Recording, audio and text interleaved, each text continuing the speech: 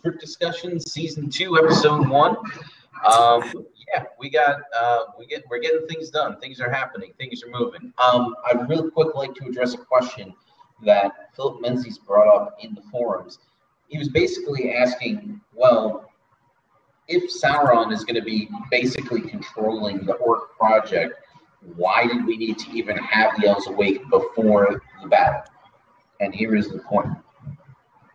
A, it's given us an opportunity for Sauron to make his clear decision.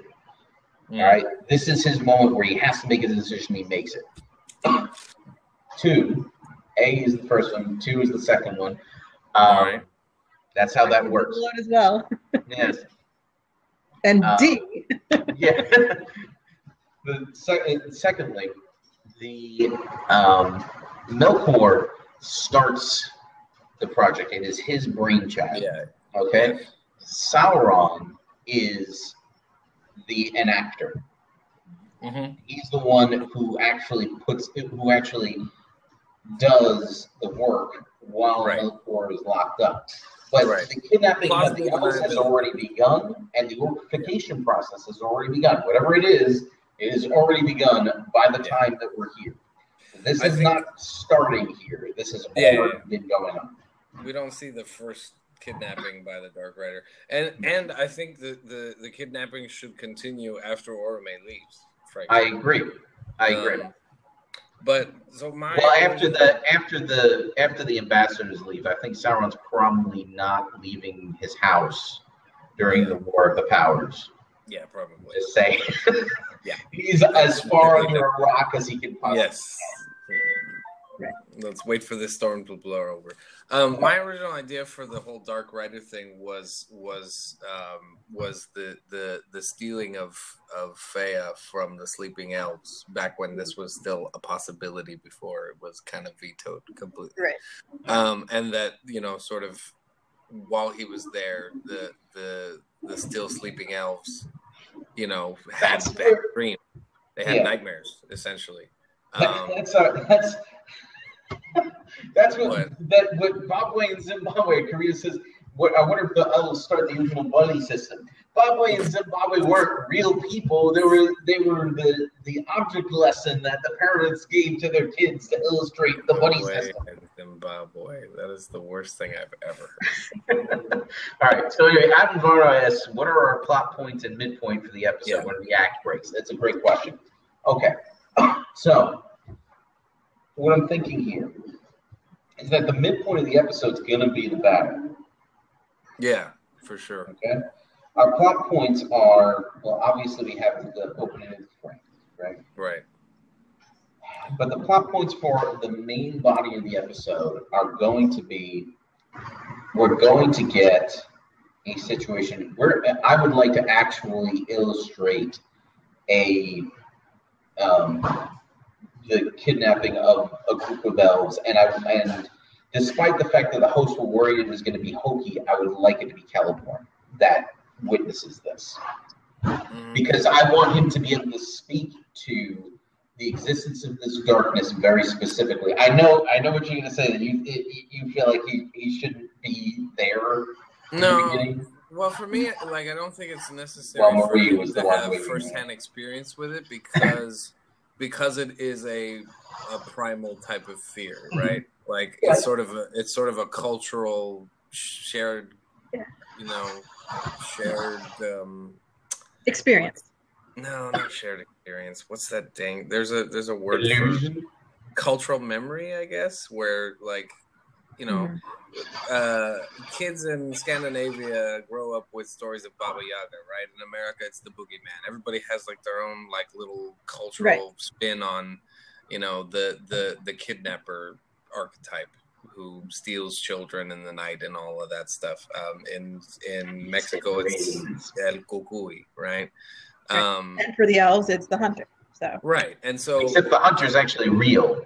Well, of course. What, you think kids never got kidnapped in the middle of the night in all these other places? Yeah. Yes, that's true. But the Dark Rider is an actual, they're actually getting kidnapped I do love how you're arguing that the elves version of the story is the truest, most real version because, elves, they're very real.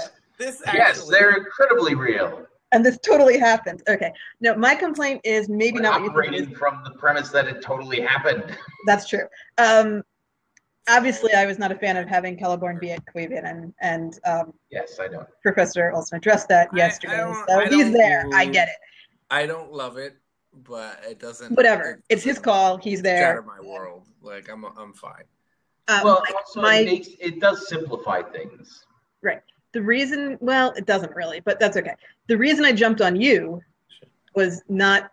I mean, I realize this isn't jumping on someone. Was not because I had a problem with it being Celeborn. It's because the characters we want to introduce in this episode are Ingwe, Finwë, and Elwë. Yeah. Yes. No, I get that. Celeborn can totally just be standing there, and we're going to be like, oh, hey, that's the guy from the frame. Yeah. Like, we don't need to really introduce him in the old days. I would think that he might be the first person that Ingwe sees.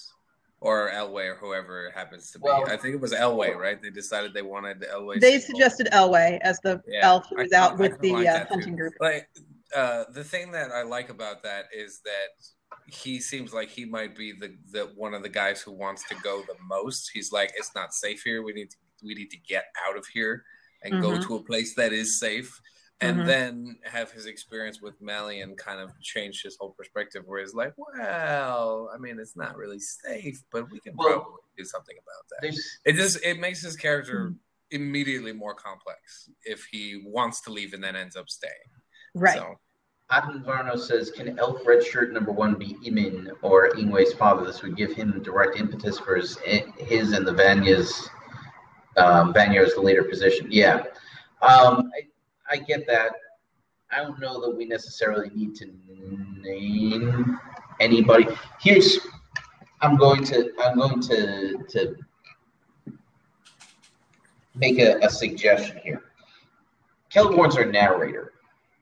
Okay? So even though we definitely want to introduce our characters of the three ambassadors in this episode, we also want to make sure that we're seeing this kind of from Celeborn's perspective. Yeah. Okay? And here's a suggestion that I might make. In order to show the span of time, the span of years in between the time when the ambassadors leave and the ambassadors arrive, what if Celeborn is a kid? In episode 1, yes, and in the beginning of episode 2, and then at the end of episode 2, when the ambassadors return, we see that Celeborn is now like that moment where they ride out of the forest, and then we see Celeborn standing there. We zoom in on him, and he's an adult. Right. So we know that it's been a while. That raises a question. Are we given to understand that the elves are reproducing already? Yes. Okay. Absolutely. That's fine. They have family. He's not necessarily he's not necessarily the protagonist, right? Per se. He's the POV. Yeah, he's the point of view. Okay, so the reason why I ask if they're having babies already is because Quavian is sort of elvish Eden. And there's not necessarily any hard evidence to suggest that there was not reproduction in Eden. As a matter of fact, since God said to Eve that he would increase her pain during childbirth, it seems to suggest that there had already been some. But that's just we can skip right over that. The theology on that point is divided throughout history. Some people have come down on the idea of no sex till after the fall, and some people are in favor of the totally sex before the fall. And that depends on your theological background as to which side you're on. Well, probably your opinion of whether sex is good or bad. Right, and that's what it ties into is. If you're going to say that sex is evil, then you have to have it after the fall. Yes, if you're going to say that because God totally looked down and said, "Oh, what? No, you weren't supposed to. No." Anyway, how dare you? So Pope John Paul II wrote a book about this thick, about how that's not a problem. Anyway, totally we have a few comments to get through here. Karita said if Eamon isn't named, it would be fun to put that in the credits for the nerds who, like myself, would be the type to look at that and go, "Oh, that is cool." Yeah. Adavarna says, "So who's the protagonist?" Karita says, "Arwen," and Adavarna says, "I mean, the main plot. Arwen is totally the protagonist in the frame." I would say that we need to find a way to make our 3 ambassadors, or at least one of them, the main. I was going to say Elway is kind of our main. And if we attach Celeborn to him early on, right? Like if we show, for example, that Celeborn basically had everybody that was really close to him initially ripped away from him by the Dark Rider, and then. Which gives him a point of relation to Arwen's point of view in the frame. Yeah. But also then we show him getting attached to Elway. We set up that continuing in the future, and we also get in on any conversations that Elway has with whomever. Child Celeborn can be the first elf we see when we go back in time.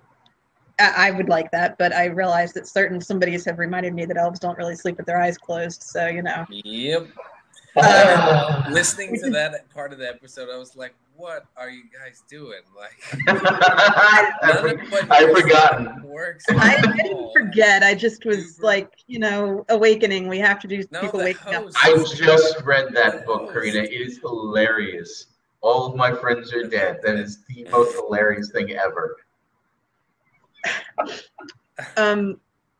But if we show Celeborn as the first elf, in Kwevian and that we look at, and then we shift to whatever the story is that we're doing, that makes him the narrator point of view character. Just like we introduce him first, but we don't have all the important things happening to him. He's just there. Yeah, and you know what's really interesting here is that what we can do is we can set up this idea that Celeborn's narrating what was happening at Kwevenin and during the migration. Galadriel narrates the point of view of the Valar because she's actually met them. Right. Okay. And I know we decided that the elves Celeborn never goes to. Right. He's one of the gray elves with the Sindar, and that works. He's best buds with Elway, and Elway ends up being his king, and it all works really well. The beginning scene then, it doesn't have to be someone asleep. If he's a child and he's like laying out on the beach next to the lake, staring up at the stars through the trees or whatever, and someone calls him and he like blinks and then like gets up and goes to whoever called him. Like you can kind of do a beginning, starting, make it kind of like dawn but not dawn, kind of like waking up but not waking up. Yes. Like we can probably structure a scene that looks like he could actually have his eyes closed just listening to something. Just listening to the sounds around him. He doesn't have to be asleep.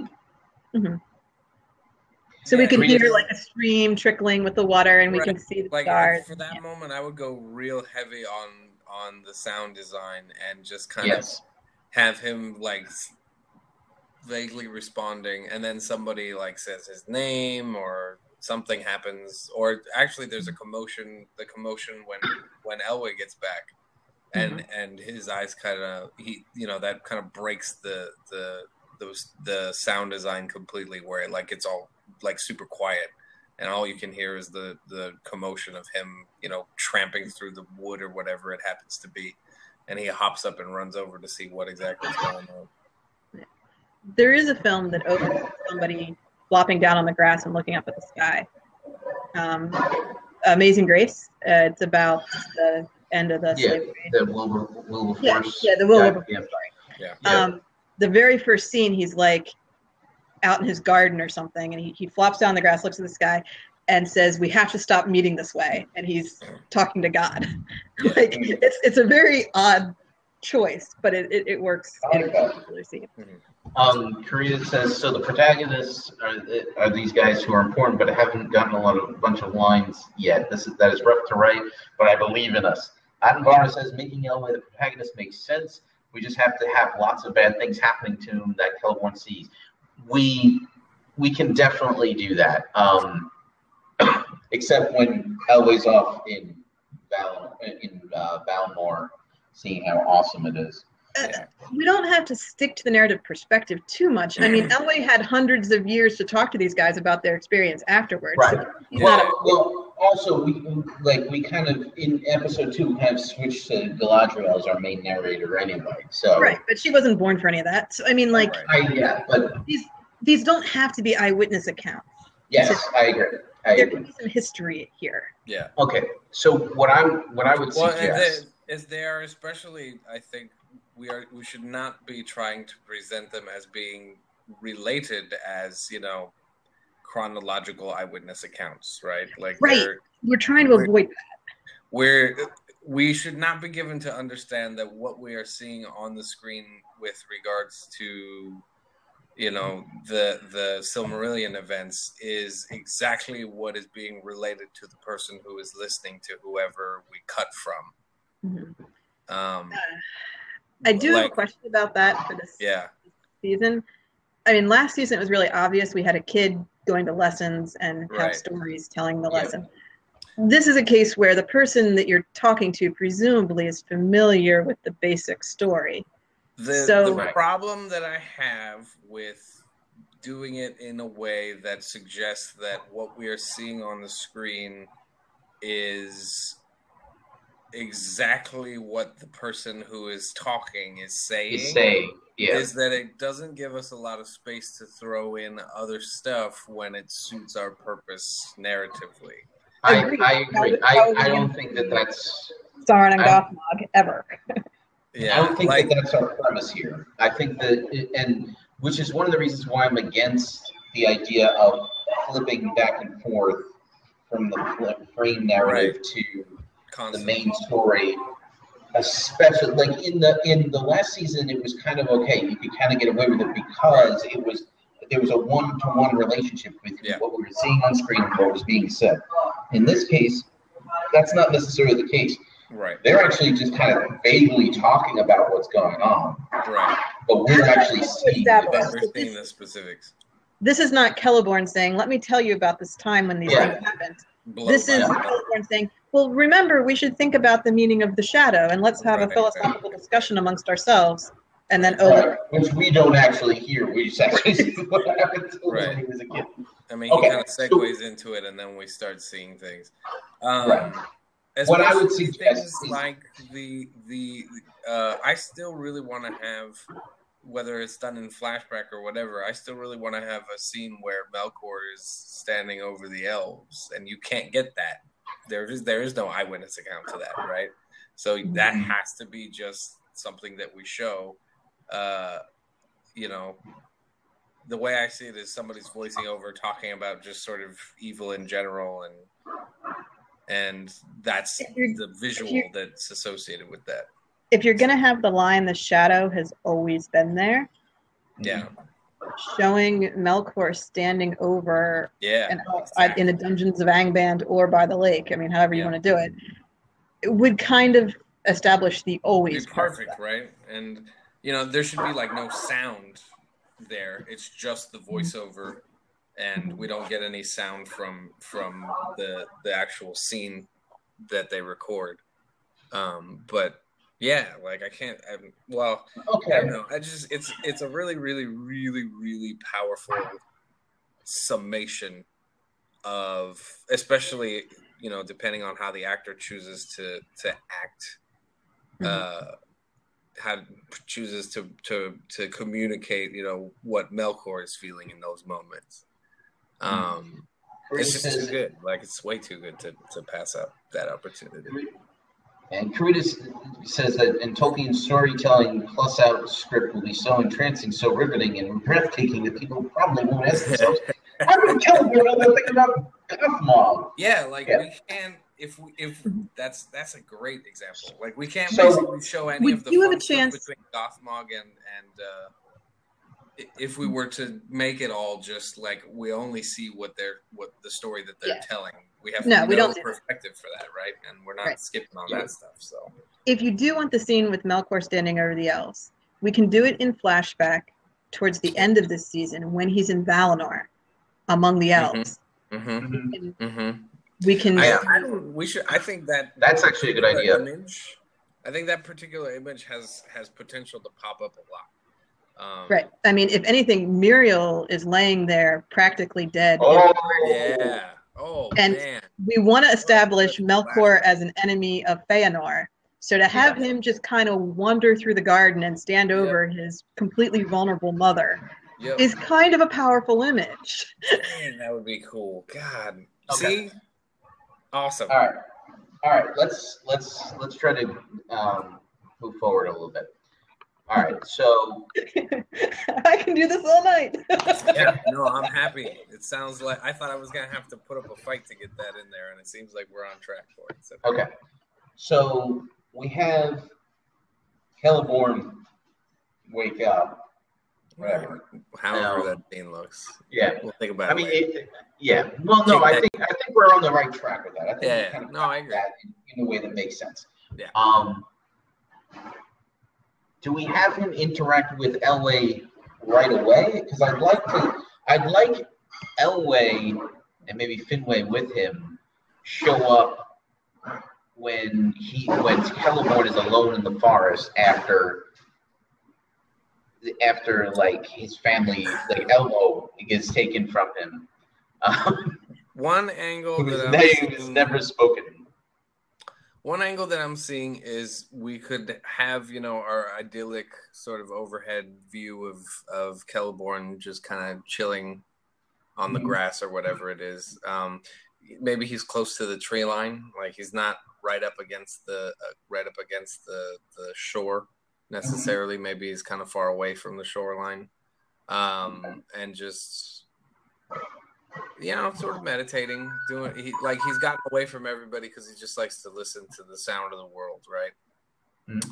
And then we can cut to somebody running, breathing heavily, like from a first-person perspective of somebody running through the forest, and then cut back to Celeborn just kind of like do, right, building tension between those two perspectives, and then eventually he actually hears somebody coming towards him in the forest, and he hops up and looks at the guy, and then we cut back to the first person perspective who runs like directly up to Celeborn, right? It zooms in real close, and we could it could be ambiguous whether it's like an animal necessarily trying to come at him, and then we actually see who it is, and Elway pops out of the tree line and grabs him by the shoulder. He's like, "The Dark Rider! Oh my god!"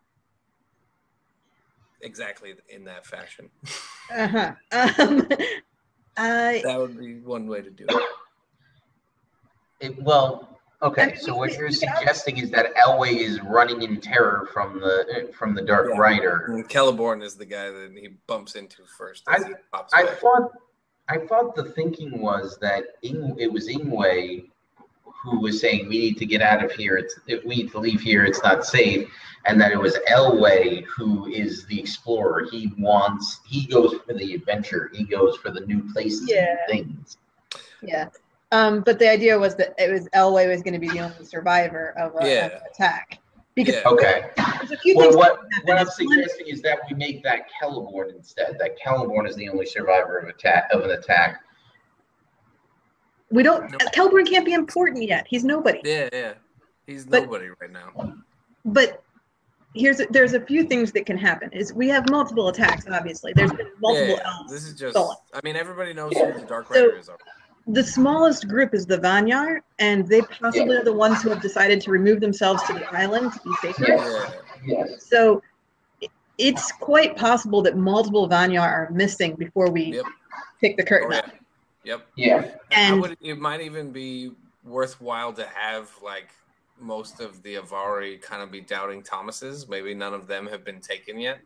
and they're like, Dark Rider, like, what are you talking about? There needs to be some doubt that the Dark Rider is real, that these elves have really been taken or killed. And the Vanir are all some people just left, like, you know, they our didn't. people are missing. This my thinking was that it was that the Noldor seemed like, being the more pragmatic of the three kindreds, seemed like prime candidates to be the doubters, the ones. Yeah, they're the skeptics. Right. Who think that this isn't. I don't see why we couldn't have two skeptics. No, I'm not saying that. I'm just saying that they seem most likely to be the more skeptical. Right. The Avari are essentially half the Noldor and 1/3 of the Teleri. So when you say the Avari are the skeptics, like, that is the Noldor. Half the Noldor? Half the Noldor are become Avari. Yeah. Half of them? Really? Half. Wow. And 1/3 of the Teleri. Tolkien gives us numbers. I didn't make this stuff up. Dang, I didn't know that. Well, there you go. So yeah, so we got two. Yeah, so I mean, that works either way though. For like having the Vanyar be the ones who are like, no, the world is dangerous and nothing will ever be the same again. Yeah. Like having them kind of. Barno asks, can we show the relocation of the Vanyar to the island in response to the abductions? This will also help showing some passage of time. Well, like that's I gonna demonstrate that conflict from the perspective of the Noldor and the Avari, or the Teleri, I guess. The Noldor and the Teleri don't really get it, and the Vanyar are like, no, the world is a dark and scary place, and which is why there's so few of them. Exactly. But Ingwe we can definitely say, show Ingwe saying, this is why, like there could be a council, and Ingwe could say, this is why we moved. Now do you get it? Like, now that some of you are going missing, we've been telling you. Yeah. Right. For ages. Like we don't have to show the Vanyar being kidnapped, but it can be brought up as the we've been talking about this. We've been telling you. This is the status quo that we're coming into. We don't need to see the source of like all of these conflicts. We just need to reference the source of those conflicts. Yes. So I'm fine with starting with. No, I'm not quite fine with that. I was almost fine with starting with Elwë and a group of elves out in the woods getting chased by the hunter as like a beginning point. But I do want to start with Celeborn, like looking at stars or something. Like I want to start with at least. I didn't make things up. I want to start. That's a T-shirt. Yeah. Kareed is our T-shirt expert. I do want to start with at least 30 seconds of the peace and beauty and idyllic Eden setting of Cuivanen. Like you do need the establishing shot of Cuivanen at peace, and everything is wonderful, and then we can have an we could have a bunch of them. We can have a bunch of the elves running through. No, we can't. No, we cannot. We can have them. When I was listening to the episode and Corey said like it'll be hokey, I was like, yes, it absolutely will. I'm glad we decided to jump that completely. Like it's really, really dumb to watch. The other problem that I have with it actually is that it kind of confuses. It kind of confuses the fact that elves don't sleep the way that the humans sleep. Because if you see them for the first time, like literally actually sleeping with eyes closed, and then have to explain, but that's not how they actually sleep. Like it's terrible. It's just it doesn't work at all. Let's take a break real quick. We'll come back in a second. On that